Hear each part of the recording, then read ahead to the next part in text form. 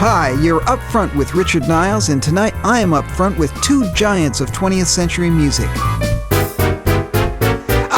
All musicians have great talent, but tonight's dynamic duo were also two of the greatest thinkers in jazz.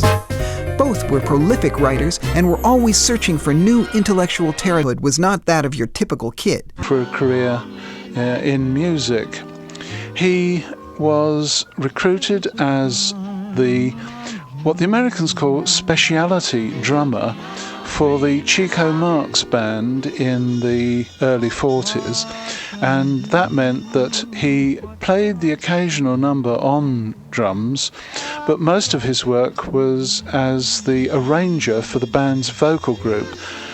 Later on, when the Americans entered the war, the regular drummer for the band, George Wetling, was drafted, and Mel Tormé took over as the regular drummer in that group.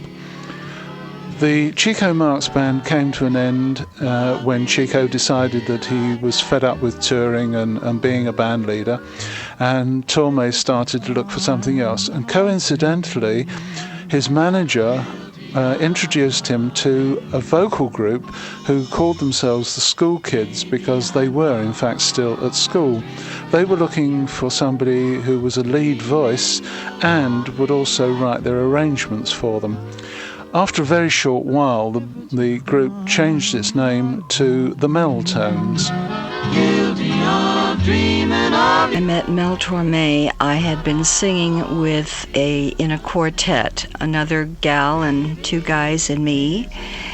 Mel had just come to California from Chicago, having been discovered really by Ben Pollack, who was a big band leader in the 30s and from Chicago, and recognized Mel's extremely brilliant talent and said to his parents that they just must get him out to Hollywood to have all of these wonderful talents exposed and see where that would lead him. And so he said to Mel, "I think you should hear these kids sing, because it would give you an opportunity to show your talents in vocal arranging and creative stuff musically." And so he arranged for us to meet at a place on Sunset Boulevard in Hollywood called the Crossroads of the World, and became certainly a metaphor for the crossroads that he was forced to take and that I was forced to take. And we were quite young. I think Mel was 17 at the time. I might have been 18 or 19. And that was when we first met.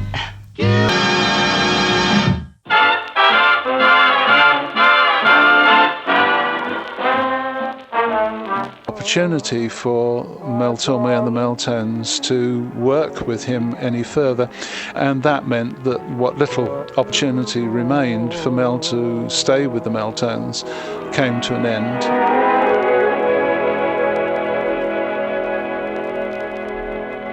Mel had to leave the Mel-Tones because of a career choice he was forced to make.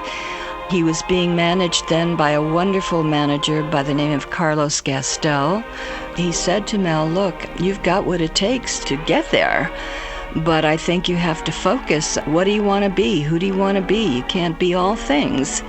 I think he really wanted to be a movie star. He never quite got there, but he certainly became a star in so many other musical entities. And Tormé was always the hippest of the hip jazz singers.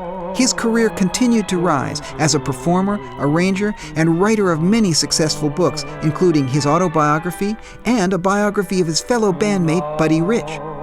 His voice remained in top shape until a stroke in the mid-1990s. Foggy thanks to Ginny Mancini, Marion McPartland, George Hume, and Will Friedwald, and thanks to my velvet producer, Elizabeth Clark.